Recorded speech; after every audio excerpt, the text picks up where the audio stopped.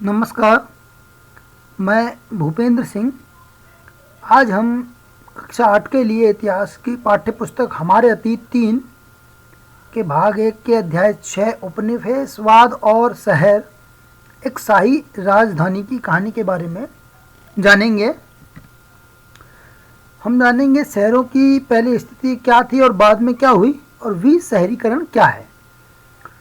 17वीं सदी में मछलीपट्टनम प्रमुख बंदरगाह हुआ करता था, लेकिन 18वीं सदी के अंत तक जब व्यापार बंबई, मद्रास और कलकत्ता के नए ब्रिटिश बंदरगाहों तक ही सीमित हुआ या वहां पर केंद्रित हुआ, तो मछलीपट्टनम का महत्व कम होने लगा।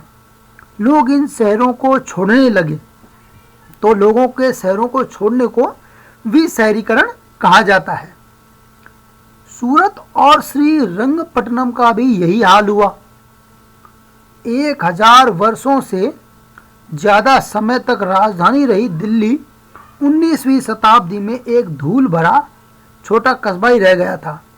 लेकिन 20वीं सदी के प्रारंभ में सन 1912 में जब ब्रिटिश भारत की राजधानी कलकत्ता से हटाकर दिल्ली को बनाया गया, तो दिल्ली में पुनः जान आ गई।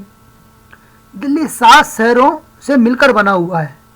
ये 7 शहर हैं: लालकोट, महरौली, सीरी, तुगलकाबाद, फिरोजाबाद, दीनपनाह और शाहजहानाबाद। यानी ये क्रमवार अलग अलग 7 शहर बने और उजड़े। तो इस तरह दिल्ली का निर्माण इन 7 शहरों के बार बार उजड़ने और बसने से हुआ।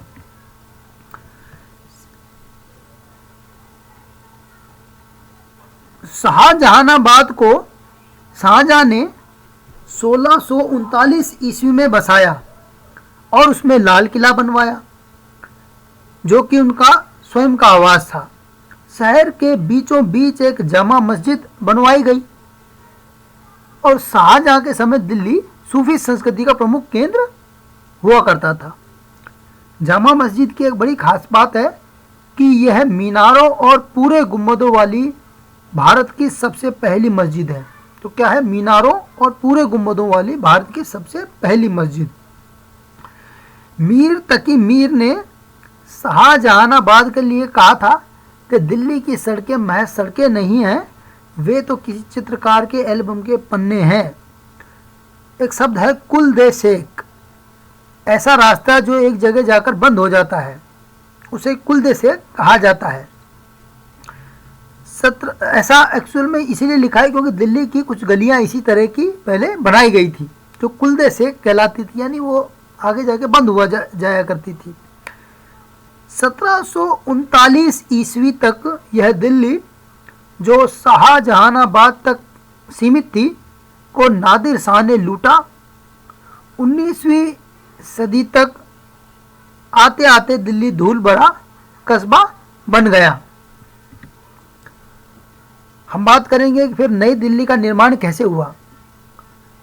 सन 1803 ईस्वी में मराठों को हराकर अंग्रेजों ने दिल्ली पर कब्जा कर लिया। उस समय ब्रिटिश भारत की राजधानी कलकत्ता हुआ करती थी। इसी वजह से मुगल बादशाह को लाल किले में रहने की अनुमति मिली हुई थी। यदि अंग्रेज यहाँ होते तो वो कदापि उसको अनुमति नहीं देते, और उनकी नज़र में लाल किले की कोई कीमत थी भी नहीं। 1911 ईस्वी में जब दिल्ली ब्रिटिश भारत की राजधानी बनी, तो दिल्ली का अस्तित्व उभरने लगा। यहाँ पर भी एक स्टोरी है कि दिल्ली राजधानी बनाई क्यों गई थी। दरअसल में क्या था, जब बंगाल विभाजन हो गया 1905 में, तो बंगाल विभाजन या बंग भंग के बाद समस्या ये उठने लगी कि वहाँ पर अंग्रेजों के खिलाफ विद्रोह भड़कने लगे। तो जगह जगह विद्रोह होते थे, तो अंग्रेज अपने आप को असुरक्षित महसूस करने लगे थे। तो अब इनको ऐसी जगह चाहिए थी जो सुरक्षित थी, और उत्तर भारत में ऐसा ज़्यादा मैटर था नहीं, तो दिल्ली इनको लगा कि ये सुरक्षित है। तो फिर घोषणा की गई जॉर्ज पंचम ने, जो कि उस समय राजा बना था ब्रिटिश साम्राज्य का, कि दिल्ली को राजधानी बना दिया जाएगा। एक शब्द है गुल फरोसान, यानी फूलों का त्योहार। इसका मतलब होता है फूलों का त्योहार। पुनर्जागरण एक शब्द है जिसका शाब्दिक अर्थ होता है कला व ज्ञान का पुनर्जन्म। यह शब्द ऐसे दौर के लिए है जब बड़े पैमाने पर रचनात्मक गतिविधियां होती हैं तो उसको पुनर्जागरण कहा जाता है, चाहे वो आविष्कार संबंधित हो या चाहे कला से संबंधित हो आदि सभी। दिल्ली पुनर्जागरण का काल सन 1830 से लेकर शुरू हुआ और 1857 तक चला, यानी 27 वर्ष। 1824 ईस्वी में दिल्ली कॉलेज की स्थापना एक मदरसे के रूप में हुई थी और उर्दू में वहाँ पर काम हुआ करता था। यानी ये नोट करने योग्य तथ्य है कि 1824 में दिल्ली कॉलेज की स्थापना मदरसे के रूप में की गई और उर्दू में वहाँ काम होता था। अंग्रेजों द्वारा पुरानी दिल्ली की जीनत अल मस्जिद को बेकरी में तब्दील कर दिया गया। अब देखिए अंग्रेजों ने कुछ परिवर्तन किए थे। जो जीनत अल मस्जिद थी पुरानी दिल्ली की, उसको बेकरी में तब्दील कर दिया। बेकरी जहाँ पर ये खाने पीने का सामान बनता है, ब्रेड टोस्ट वगैरह, लेकिन मंदिरों को नहीं तोड़ा।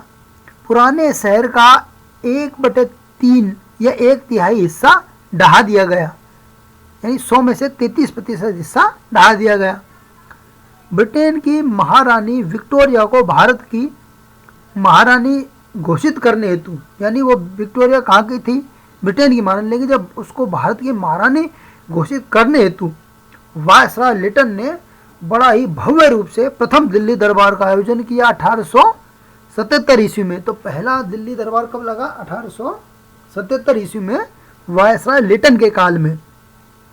जब जॉर्ज पंचम इंग्लैंड का राजा बना तो कलकत्ता छोड़कर दिल्ली को ब्रिटिश भारत की राजधानी घोषित किया गया। इस उपलक्ष्य में द्वितीय दिल्ली दरबार का आयोजन 12 दिसंबर 1911 में आयोजित किया गया। फिर दिल्ली में वो आयोजन हुआ, यानी भव्य आयोजन अंग्रेज करते थे।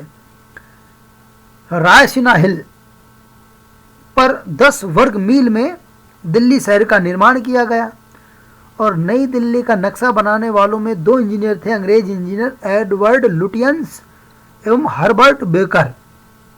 तो इन्होंने दिल्ली का नक्शा बना के तैयार किया। एक वायसराय भवन बनाया गया जो आजकल राष्ट्रपति भवन कहलाता है, उसी में आजकल राष्ट्रपति भवन है। और किंग्सवे का निर्माण किया। किंग्सवे यानी किंग राजा का रास्ता, और ये जो किंग्सवे है वो आजकल राजपथ कहलाता है। दिल्ली की सरकारी इमारतों में क्लासिकी यूनान की झलक मिलती है। दरअसल में अंग्रेज लोग आए थे, है ना, वो उन्होंने यूनानी और भारतीय दोनों शैलियों का मिलन यहाँ पर किया था, यानी मुगल शैली को और यूनानी शैली को मिला के इन्होंने इमारतें बनवाई। वहीं वायसराय भवन का जो केंद्रीय गुंबद है वो सांची के बौद्ध स्तूप पर आधारित है। नई दिल्ली के निर्माण में पूरे 20 वर्ष लगे। सन 1888 में रॉबर्ट क्लार्क नामक एक अंग्रेज ने लोगों को व्यवस्थित तरीके से नई कॉलोनियों में बसाने के लिए, यानी दिल्ली क्या है, पुराना जो दिल्ली है वो बड़ा मतलब कंजेस्टेड एरिया में था, बहुत ही घिचपिच तरीके से था। तो चूँकि अंग्रेज लोग पसंद करते थे खुला खुला वातावरण, तभी तो उन्होंने खुली दिल्ली बनाई। आप राजपथ को देखिए कितना खुला हुआ है। तो इन्होंने क्या किया, अंग्रेज था रॉबर्ट क्लार्क, उसको सौंपा, इंजीनियर था। तो इन्होंने क्या किया, एक प्लान बनाया जिसको लाहौर गेट सुधार योजना का कहा जाता है। लाहौर गेट सुधार योजना, इस प्लान में जो पुरानी दिल्ली थी उसकी बस्तियों को हटा के नई बस्तियां बसाने का प्रोग्राम वहाँ पर था, लेकिन वो प्लान हो नहीं पाया। आजकल इस एरिया को क्लार्कगंज कहा जाता है। सन 1906 जो दिल्ली में क्लार्कगंज स्थित है ना, वो वही है एक्चुअल में। सन 1936 में दिल्ली सुधार ट्रस्ट बना और सन 1947 में भारत का विभाजन हो गया। इसी के साथ बहुत बहुत धन्यवाद। चैनल को कृपया सब्सक्राइब करें।